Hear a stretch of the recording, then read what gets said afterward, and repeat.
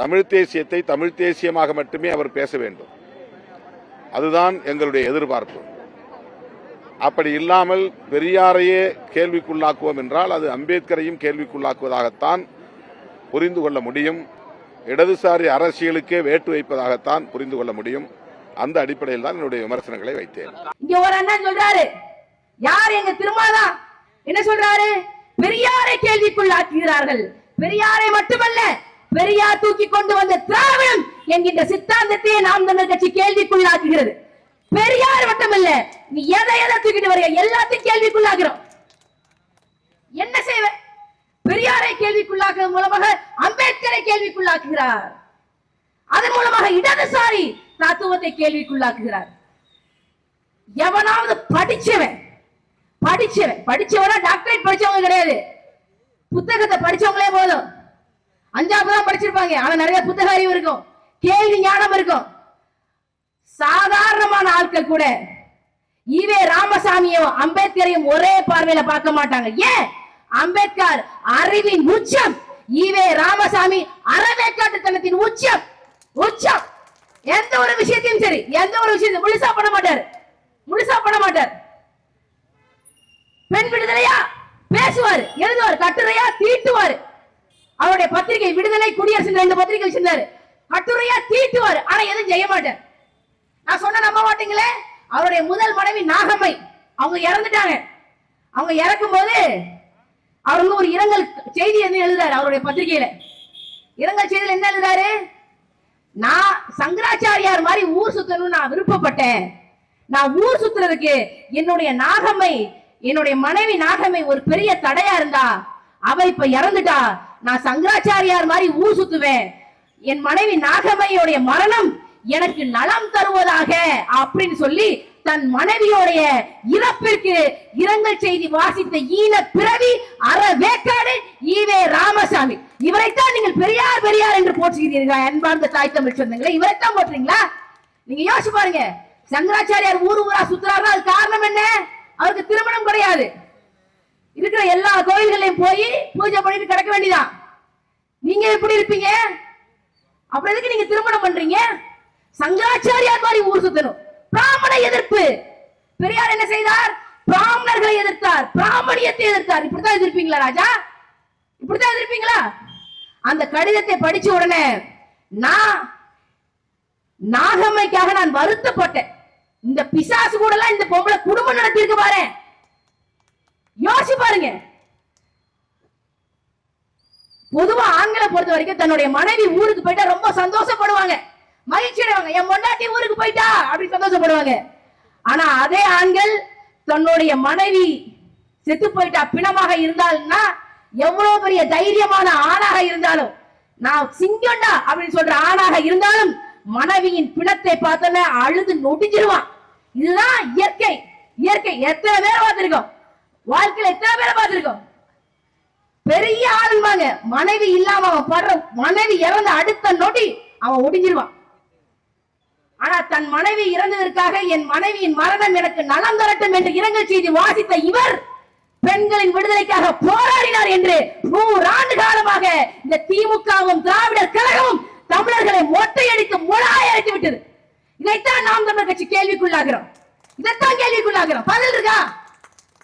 கேட்பாங்க, கார்த்திகா படித்து பேசுகிறார், எங்க இருந்து படித்து பேசுகிறார்? இந்த இரங்கல் செய்தி எங்க இருக்கு? தமிழ்நாட்டு படையில ஒரு நூல். யாரு?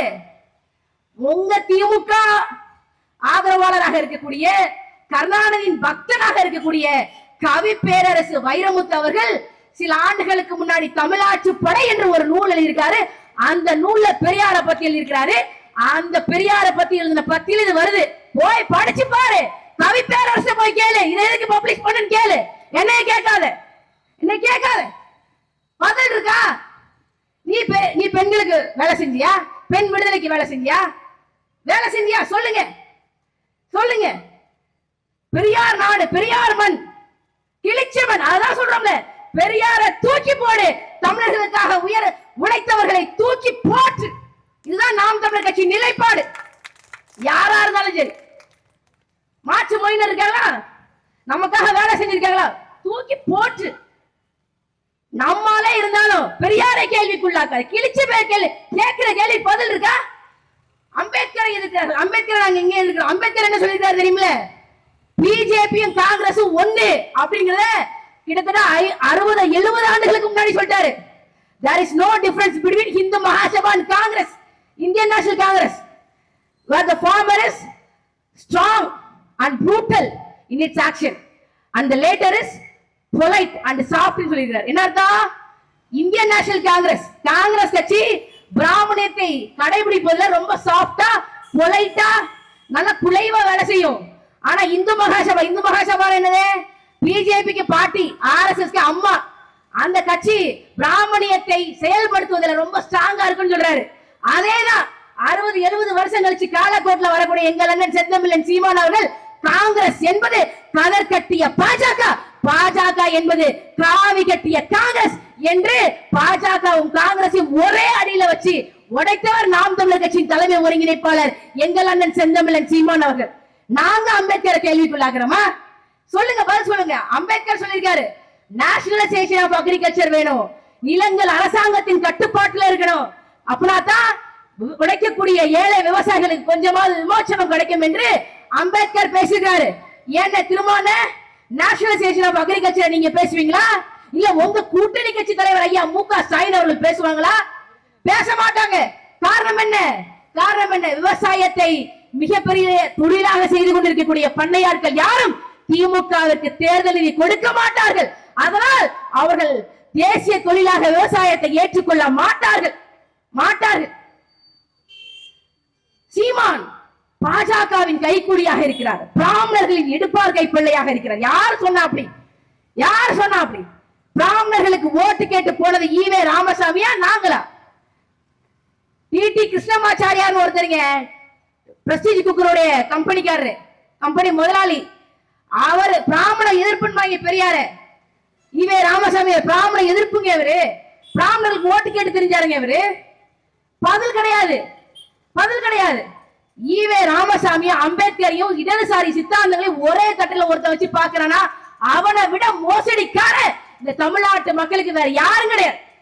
நாங்க தான் சொல்றோமே, தரமான கல்வி, உலக தரமான கல்வி அனைவருக்கும் இலவசம். ஆரம்ப படிப்பு முதல் ஆராய்ச்சி படிப்பு வரை உதயநிதி ஸ்டாலினுடைய மகன் இன்பநிதி ஸ்டாலினுக்கு எந்த மாதிரியான கல்வி கிடைக்குதோ அதே கல்வி திருவையாறுல வசிக்கக்கூடிய ஒரு சாதாரண வீட்டு பிள்ளைக்கும் கிடைக்கணும். இதை விட ஆகச்சிறந்த இடதுசாரி சித்தாந்தம் வேற என்ன இருக்கு? ஸ்டாலினுக்கு உடம்பு சரியில்லையா சிங்கப்பூர்ல போய் சிகிச்சை பார்த்துக்குவாரு, உடம்பு சரியில்லையா லண்டனுக்கு போய் சிகிச்சை எடுத்துக்கொள்வார். அந்த சிகிச்சையை லண்டன்ல போய், துபாயில போய், சிங்கப்பூர்ல போய் எடுத்துக்கொள்ளக்கூடிய சிகிச்சையை தமிழ்நாட்டில் கொண்டு வரணும். தரமான மருத்துவம் அனைவருக்கும் இலவசம். தமிழ்நாட்டின் முதலமைச்சர் அண்ணன் செந்தமிழன் சீமான் அவர்களுக்கு என்ன மருத்துவம் கிடைக்கிறதோ அதே இது இங்க இருக்கக்கூடிய சாதாரண கிராமத்து மக்களுக்கும் கிடைக்கணும். இதுதான் சித்தாந்தம், இதுதான் இடதுசாரி சித்தாந்தம், இதுதான் சோசியலிசம். யாராவது மறுத்து பேச முடியுமா?